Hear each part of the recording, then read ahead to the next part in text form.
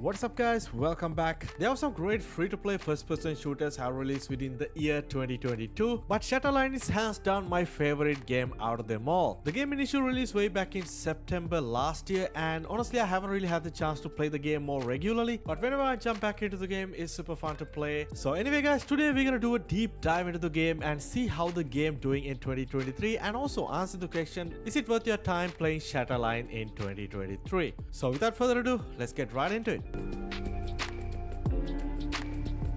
Alright guys, first of all, let's say if you are new and you don't have much information about Shatterline, so it's basically a free-to-play, fast-paced, more of an arcade-style first-person shooter with a lot of sci-fi, futuristic elements and somewhat similar to a game like Call of Duty Black Ops 2, but you don't have to pay anything, it's completely free-to-play, you can just download through Steam. Honestly guys, this game came out of nowhere last year and a couple of you guys mentioned in the comment section, asked me to check out the game, and it was actually pretty good. I had a really good time playing it and I did a couple of videos explaining everything about the game, beginner tips, how the game works and everything. If you're interested, you can go ahead and check those videos as well. But after that, the game had a really strong start and a lot of positive feedback came from the community, and the developers ended up releasing the game completely free on Steam as an early access title. So at the initial release, game had around 22,000 concurrent players, which is incredible, but I did a video about 3 months ago and at that time the game popularity was kind of declined in terms of player base, and nowadays the game is having around 1,000 daily concurrent players, which is honestly not bad for a free-to-play game. It's definitely playable, but at the same time it's kind of sad to see majority of the player base kind of left the game. But if you're someone who having at least like little interest on first-person shooters on Steam, especially free-to-play ones, I'm gonna tell you guys a bunch of reasons why you should absolutely try Shatterline in 2023. And you guys know I try out a lot of free-to-play games on Steam, new games, old games, upcoming games, and Shatterline is one of the most solid first-person shooters that I have seen in the last 6 months or so. It's an arcade first-person shooter which target a lot of the casual audience. So even if you're a beginner and you don't have much experience when it comes to first-person shooters, you can just pick up the game and play and absolutely have a fun time with it, because the game is pretty easy and fun at the same time. It's a really solid first-person shooter when it comes to gunplay, animation, graphics, even the performance is really good with the game. And compared to most of the other shooters on the market, time to kill is also high, which means you have the time to adjust, and also the weapons handling is pretty easy, it doesn't have much of a recoil, so it's a pretty easy to pick up game. But if you feel like no, the multiplayer is kinda hard for me and I don't want to play like PvP at the moment, you can just jump in and play the co-op mode, which you can play with up to 2 other friends, which is a completely separate game mode to the regular multiplayer. And you basically jump into a large open world map where you have to complete series of objectives in a row-like environment. You will face tons of enemies, different alien types and also different boss types. So overall it's a super fun game mode to play with your friends or even randoms, and ultimately you will get bunch of rewards, and also you can level up your weapons pretty quickly, which is definitely helpful if you're playing multiplayer.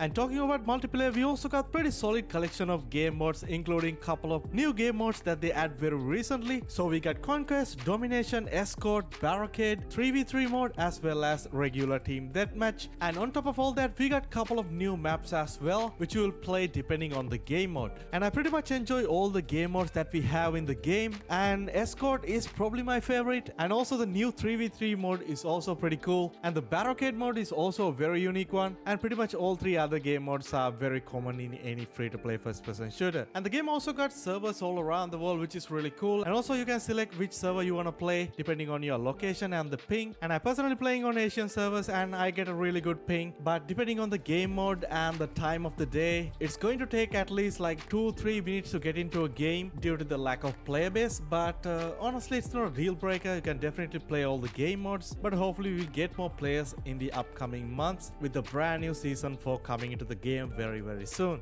And the game also got pretty cool collection of operatives, and each and everyone has a unique set of skills and abilities you can use. And for an example, some agents can heal and revive their teammate, and some can move faster, jump into higher places, and some have access to more gadgets. I mean, these are pretty basic, there is no separate perk system here, but each and every agent had an access to a pretty powerful ultimate which will charge during the game. So if you're new playing the game, first couple of hours is going to be pretty difficult to understand all the abilities and the gadgets that they throw throw at you, but when you play more and more you will get used to it and pretty much learn all the abilities very quickly. And also on top of all that, you get access to a pretty cool training mode, more like a training map. You can test out all the weapons, all the attachments, all the abilities, and it's definitely a pretty cool addition to the game. And talking about weapons, the game also got a very cool collection of weapon arsenal, including 5 tiers of weapon. So as a beginner you will access to the first tier of weapon, and you need to play and earn more XP to unlock the next tier of weapons. And there's definitely a grind, but those XP will come pretty quickly, especially if you are completing those weekly and daily challenges, which will ultimately grant you even more rewards, which I will talk about in a minute.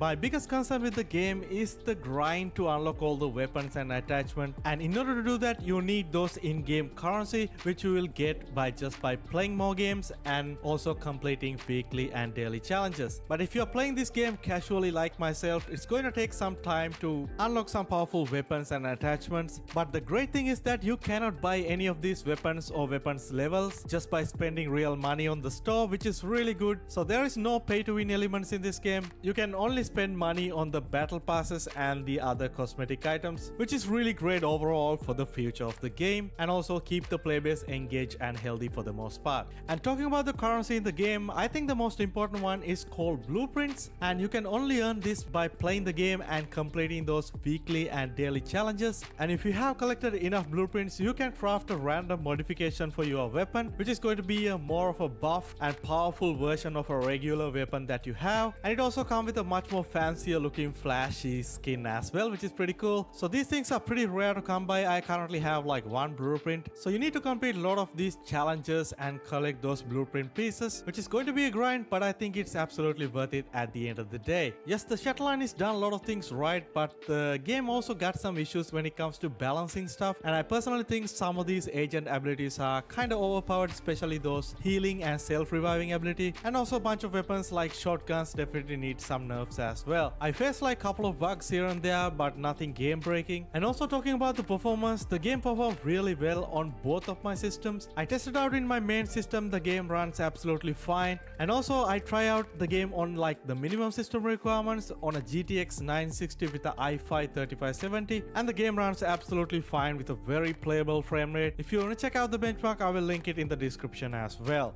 So finally I gotta say guys, Shatterline is absolutely worth your time trying out in 2023, especially if you haven't played the game yet. Definitely go ahead and try out the game. The new season coming up very soon, possibly with a lot of new changes, and probably a good time to jump back into the game. And also if you previously played the game but haven't really jumped back into the game for the last few months, and it is definitely worth going back to and try out the game. And I absolutely think this game deserves some love and attention from the free-to-play community. And also guys, if you're someone who regularly playing Shatterline and keeping up with the game, definitely let me know down in the comment section what is your experience with the game so far, and also what do you think about the current state of the game in 2023. So that's pretty much wrap up the video guys. I hope you guys enjoyed the video. If you do, please make sure to drop a like and also subscribe, because we cover a lot of free-to-play games on this channel. And also in this weekend I'll be playing the second closed beta playtest for the finals. I'm super excited to jump back into the game, and I'll be making a new video about the game starting next week. So definitely stay tuned for that as well guys. I catch you guys soon in my next video.